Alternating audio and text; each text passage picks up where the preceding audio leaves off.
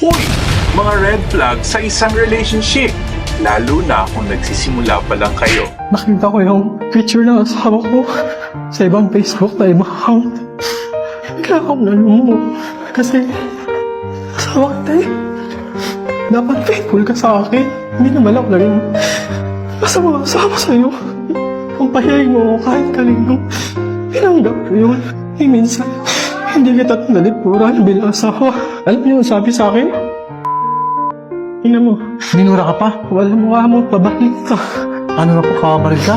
Oh, Bakit gano'n na lang imbis na ikaw magalit sa kanya, ikaw? Ano ang tanong ko sa kanya?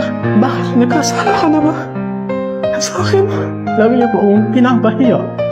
Lagi niya akong binupost kung ano kayo ng tao.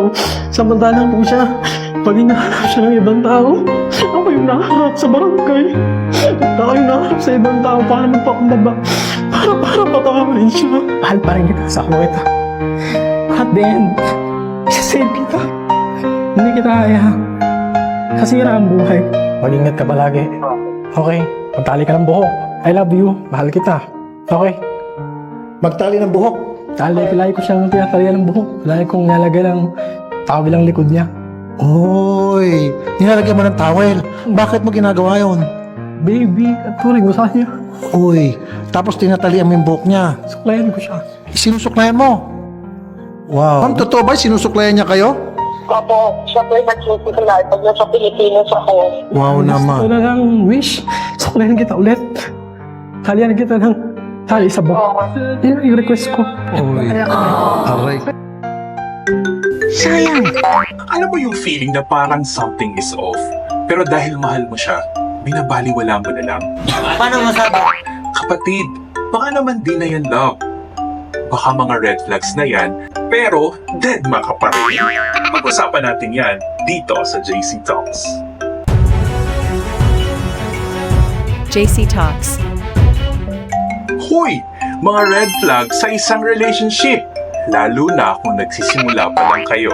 Red flag number 1. Ang bilis magalit ng partner mo.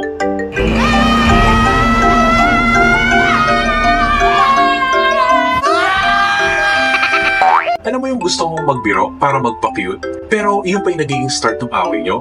Kasi? Halimbawa, nasa date kayo sa isang restaurant. Sabi niya, ang gusto niya ay sinigang, pero ang in-order mo ay tinola. Tapos bigla na lamang siyang totopakin kaagad at magyayayang umuwi. Red flag number 2. Hindi pinapahalagahan ang mga bagay kahit gaano pa kaliit or kasimple yan. Bakit ako naiiyak? Oh my gosh! Kung laging uncertain ang feelings niya para sa'yo, ay naku, mahirap yan. Ito mo nga ako. Ay, napakatamis tayo. Ito yung mga pagkakataon na wala kang pakialam. Halimbawa, alam mo yung mga important dates o petsa, lalo sa mga ladies. Ano ba talagang problema mo? Kanina ka pa ganyan eh. Importante yan sa kanila, like monthsary or date ng birthday niya. Or doon naman sa mga guys, yung simpleng pinaglutuan mo siya ng favorite food niya. Mua. Pag walang ganyan sa relationship, senyales yan ng red flag. I miss you. Red flag number 3. Walang respeto. Bakit na yung mutot? Kung mas malala pa makipag-usap sa'yo o palagi kang tinataasan ng boses, aba, huwag kang magsettle dyan. Hindi mo deserve yan.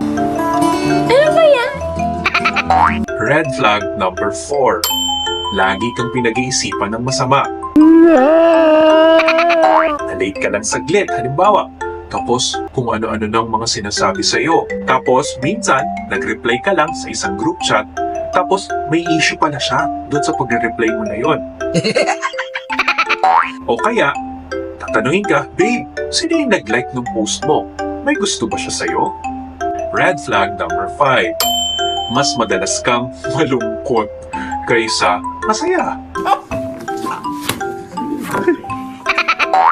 Kung sa relasyon mo, ikaw lagi ang umiiyak, tanungin mo, ito ba ang forever na gusto mo?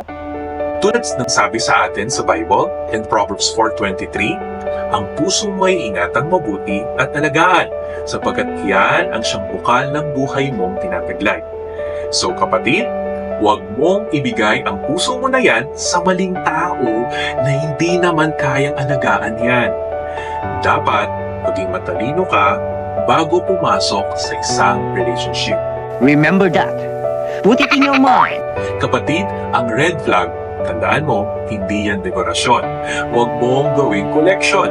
Mas okay pang maging single ka muna, pero masaya. Sana.